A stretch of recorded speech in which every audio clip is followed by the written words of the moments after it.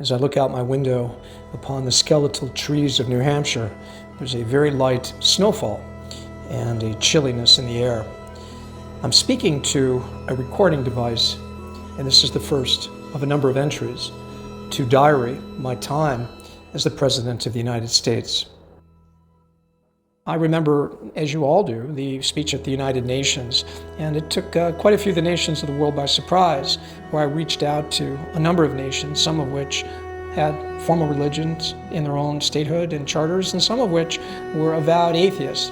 And I spoke very, very openly about the power of the relationship with Christ, and that Jesus' cross is in fact the center of the universe.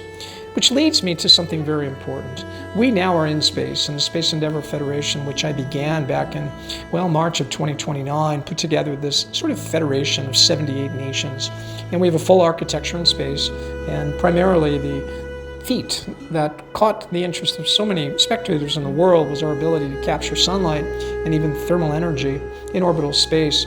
And that became something quite commonplace, but I think I took the world by surprise when I stated we should actually measure those units and create a kind of a metric to put against our dollar. I had seen all of the pitfalls of fiat currencies and inflation and valueless money. So my idea was to create a kind of a portfolio, an index of valuable assets that the United States had in its possession, some of which included rare earth materials and minerals, hydroelectric power, intellectual property, and some precious metals as well. But the newcomer to that investment portfolio, which backed our dollar, was thermal energy and space.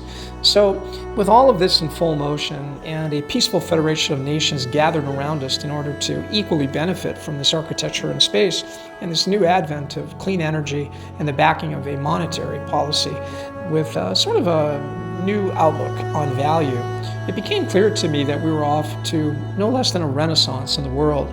And from that point forward,